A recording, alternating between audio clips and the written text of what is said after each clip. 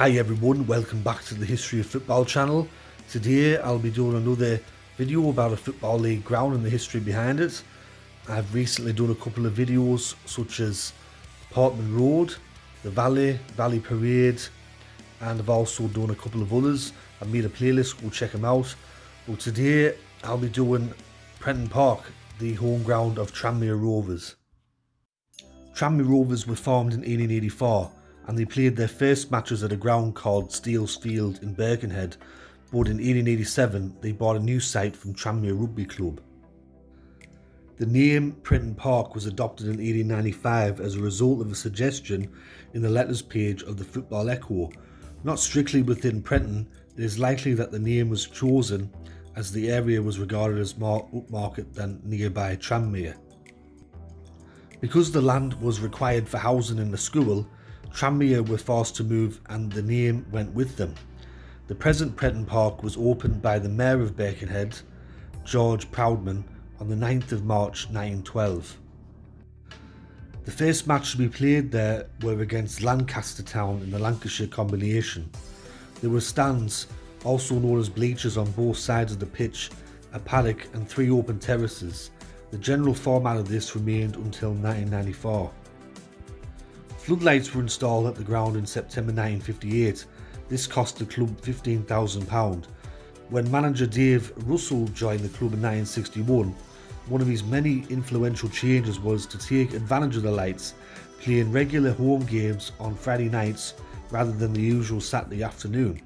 This allowed supporters to watch Tranmere on Fridays and then go and watch First Division sides Everton or Liverpool on Saturdays. This idea was successful and continued until the 1990s.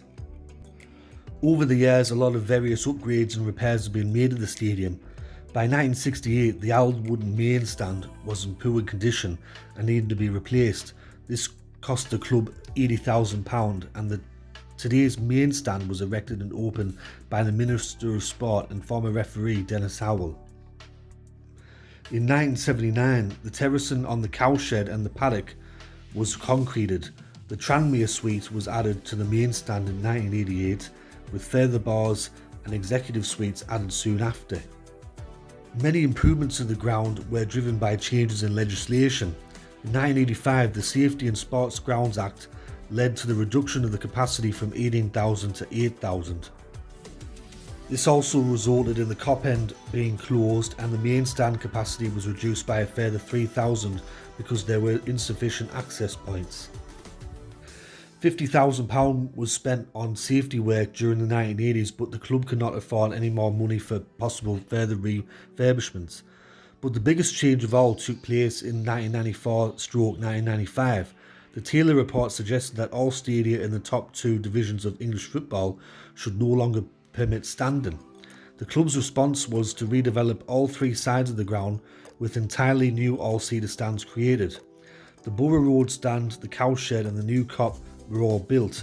Capacity in the ground thus increased from 14,000 to 16,000 today. The 4 stands at Prenton Park. The first one is the main stand and it's the oldest part of Prenton Park. It was opened on December 1968 and it has the largest capacity in terms of seats in the ground with 5,957. The second stand is the Bebington Kop, simply referred to as the Kop. It is a large single-tier all-seater stand with a capacity of 5,696 and was completed in 1995. The third stand is the Johnny King stand, which were built in 1995 and it's named after former Tranmere Rovers manager John King. And the fourth stand is the Cowshed, which houses away fans at Prenton Park and has a capacity of 2,500. It has a slanted seating arrangement caused by main roads running behind it. It historically housed the more vocal home fans who were switched to away supporters around the start of the 21st century. Since the change, a bar and TV screens have been added to the stand. The attendance record at Prenton Park was set in an FA Cup match against Stoke City in 1972. 24,424 people attended that game. Another record which happened at Prenton Park was on Boxing Day 1935. Tranmere faced Oldham Athletic in the 3rd Division North. Oldham had beaten Tranmere 4-1 the previous day, but Tranmere won 13 goals to 4 in the return fixture, including 9 goals from Bunny Bell. At the time, Bell's feat was an individual record, but it stood for only 4 months before Joe Payne netted 10 for Luton Town on his debut against Bristol Rovers. However, the aggregate of 17 goals in one game remains a league record.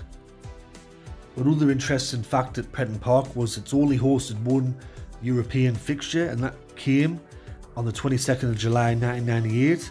It were a UEFA Cup first round qualifying tie between Irish team Shelbourne and Rangers. Due to fears of sectarian violence and after discussions between the two clubs and UEFA, Prenton Park was chosen as the venue for the first leg, with Shelbourne being the home team. The match finished 5 goals to 3 in favour of Rangers. However, Shelbourne were leading 3-0 at one stage. Prenton Park has also hosted 2 FA Cup women's finals, the first coming in 1991 between Millwall and Doncaster. In 1992, the match was played between Doncaster and Red Star Southampton, with Doncaster winning 4 goals to 0. The lowest ever attendance at Prenton Park come on the 20th of February 1984, when only 937 people watched a 2-0 victory over Halifax Town. Prenton Park currently has a capacity of 16,587 and Tranmere play in League 2, which is the 4th division.